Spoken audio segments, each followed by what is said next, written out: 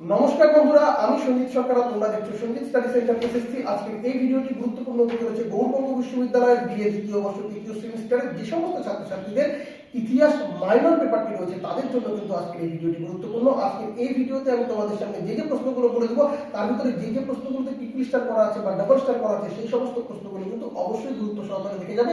পরীক্ষায় কিন্তু উপকার তোমরা অবশ্যই পাবে। বেশি দেরি করবো না, সরাসরি মূল ভিডিওতে প্রবেশ করবো।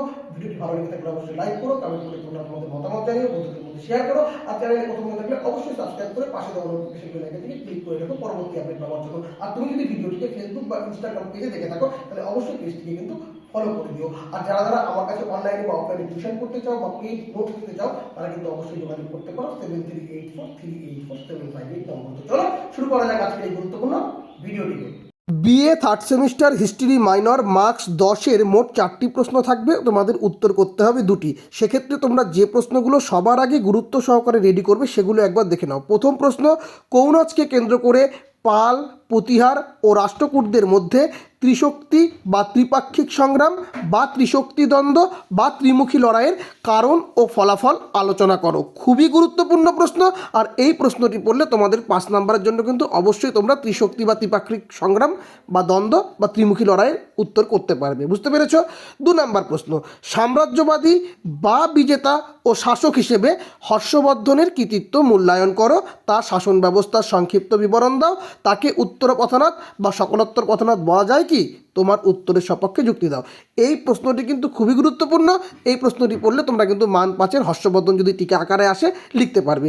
3 নম্বর প্রশ্নটা ভালো করে লক্ষ্য করো, চোল শাসন ব্যবস্থার বৈশিষ্ট্য অর্থাৎ চোল স্বায়ত্ত শাসন ব্যবস্থার বৈশিষ্ট্য, বিশেষ করে কিন্তু তোমাদের গ্রামীণ স্বায়ত্ত শাসন ব্যবস্থা সম্পর্কে একটি নিবন্ধ ভালো করে পড়তে হবে। আর বিশেষত চোলদের সামুদ্রিক ও বাণিজ্যিক কার্যকলাপ সম্পর্কে আলোচনা করো।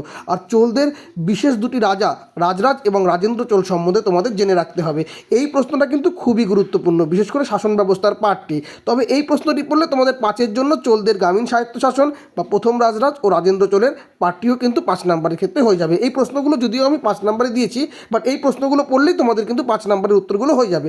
4 নম্বর প্রশ্ন, পল্লব কারা, পল্লবদের শিল্প ও স্থাপত্য সম্পর্কে আলোচনা করো এবং কাঞ্চির পল্লবের যে রাজনৈতিক, সাংস্কৃতিক এবং অর্থনৈতিক শাসন ব্যবস্থা সম্পর্কে তোমাদের লিখতে হবে।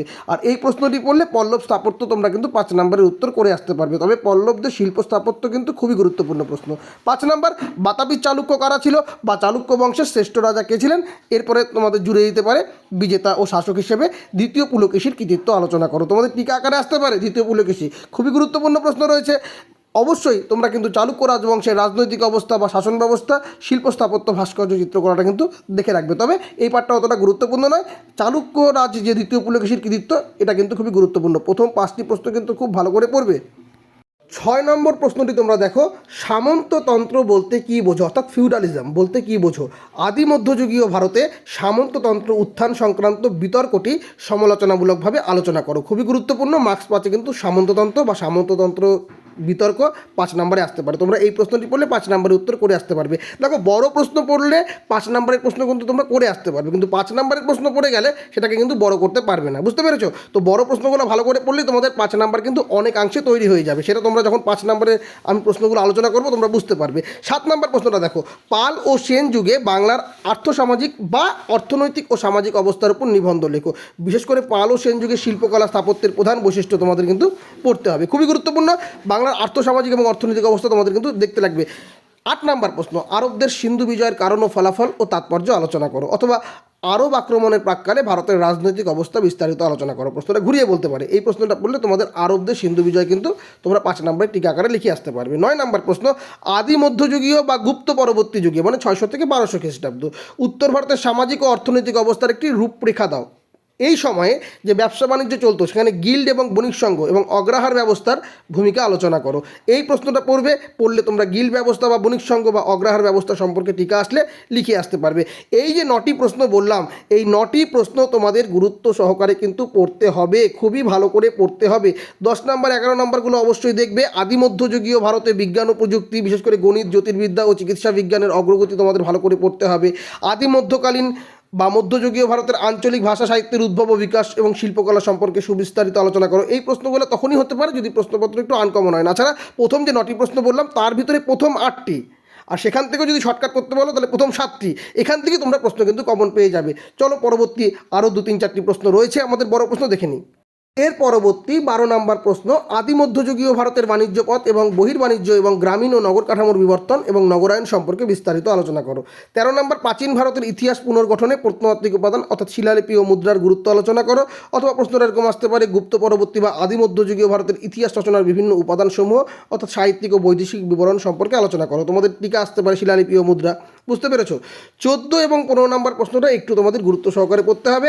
শশাঙ্কের রাজনৈতিক কৃতিত্ব ও বাংলার ইতিহাসে তার গুরুত্ব আলোচনা করো। এই পাঠটি পড়লে তোমাদের 5 নম্বর যদি শশাঙ্ক আসে বা গৌড়েশ্বর শশাঙ্ক আসে তোমরা কিন্তু লিখতে পারবে। আর 15 নম্বর, পাল শাসনে কৈবর্ত বিদ্রোহের চরিত্র কী ছিল, এই বিদ্রোহ সম্পর্কে তথ্যের প্রধান উৎসগুলি কী কী। এই কৈবর্ত বিদ্রোহ পড়লে তোমরা কৈবর্ত বিদ্রোহ টিকা আকারে পাবে এবং কৈবর্ত বিদ্রোহের মেন যে পার্ট রামপাল এবং দিব্যক, এই যে ক্যারেক্টারগুলো, এই ক্যারেক্টার সম্বন্ধে জানতে পারবে। এগুলো যদি 5 নম্বর আসে তোমরা লিখতে পারবে। তো টোটাল 15টি প্রশ্ন দেওয়া আছে। তোমাদের মনে হতে পারে যে স্যার পরীক্ষার আগে এতগুলো প্রশ্ন দিলেন, আমরা পড়বো কেমন করে। দেখো বন্ধুরা, 11টি প্রশ্ন তোমাদেরকে পড়তে হবে। বুঝতে পেরেছো? আমি যে প্রথম 9টি প্রশ্ন আর শেষের 2টি প্রশ্ন 14 এবং 15, 11টি প্রশ্ন খুব ভালো করে পড়তে হবে। এই 11টির ভিতর থেকে প্রথম 8টি প্রশ্ন সবচেয়ে বেশি গুরুত্বপূর্ণ, তার ভিতরে প্রথম 7টি বেশি গুরুত্বপূর্ণ। তবে 11টি প্রশ্ন অবশ্যই পড়ো। 4টি প্রশ্ন যারা পারবে অবশ্যই দেখে যেও, না পারলে স্কিপ করে যাও, কিন্তু 11টি প্রশ্ন কিন্তু অবশ্যই ভালো করে পড়ো। আমি এটুকু বলবো, প্রথম 8টিকে ভালো করে পড়ার পরে বাকি 3টিকে একটু চোখের দেখা দেখে নিও, না ছাড়া কিন্তু মুশকিলে পড়বে। তাই আমি বলছি এই প্রশ্নগুলো একটু ভালো করে রেডি করে যেও, এখান থেকে তোমরা প্রশ্নপত্র কমন পেয়ে যাবে। তোমাদের মার্কস 5-এ কিন্তু 6টি প্রশ্ন থাকবে, উত্তর করতে হবে 4টি। দেখো এখানে যে প্রশ্নগুলো তোমরা ভালো করে পড়বে, এই 13টি প্রশ্নকেই ভালো করে পড়বে। কেমন? কারণ এর পরে যে প্রশ্নগুলো আছে ওগুলো তোমরা বড় প্রশ্ন পড়লেই পেয়ে যাবে। তো এখানে কী কী প্রশ্ন পড়বে?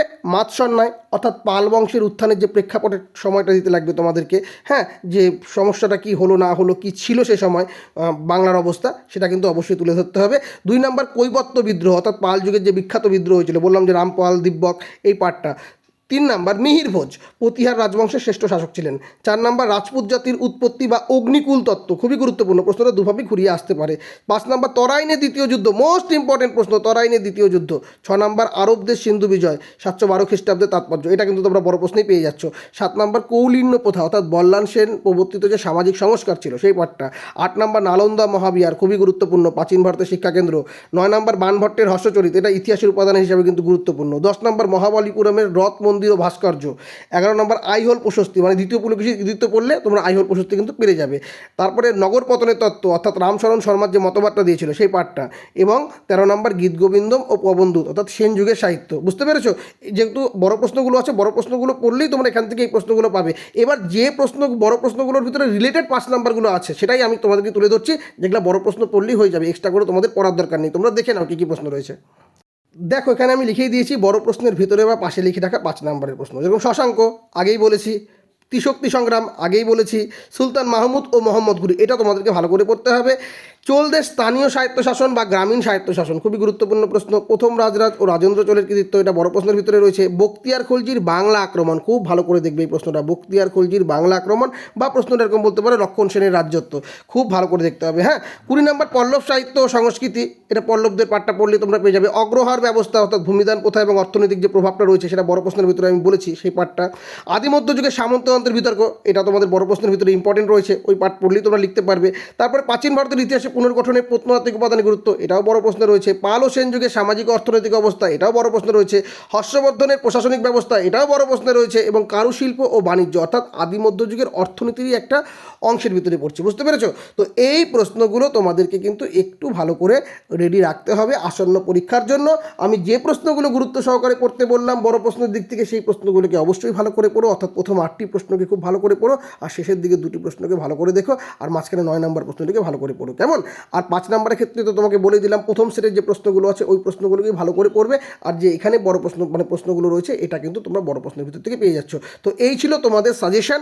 তো সাজেশনটি তোমরা যদি ঠিকঠাক করে ব্যবহার করতে পারো, উপকার তোমাদের অবশ্যই আসবে। ভিডিওটি ভালো লেগে থাকলে লাইক করো, কমেন্ট করে তোমরা তোমাদের মতামত জানিও, বন্ধুদের মধ্যে শেয়ার করো। আর তোমরা যদি ইউটিউব চ্যানেলে ভিডিওটি দেখে থাকো তাহলে অবশ্যই সাবস্ক্রাইব করে দিও এবং পাশে দেওয়া নোটিফিকেশন বেল আইকনটি ক্লিক করে রেখো। এবং তোমরা যদি ফেসবুক বা ইনস্টাগ্রাম পেজে ভিডিওটি পেয়ে থাকো তাহলে অবশ্যই পেজটিকে ফলো করে দিও। আর যাদের এই যে আমি সাজেশনটা দিলাম তার নোটসের প্রয়োজন রয়েছে, সেক্ষেত্রে কিন্তু তোমরা আমার কাছ থেকে নোটস কালেক্ট করতে পারো, পেড করতে হবে।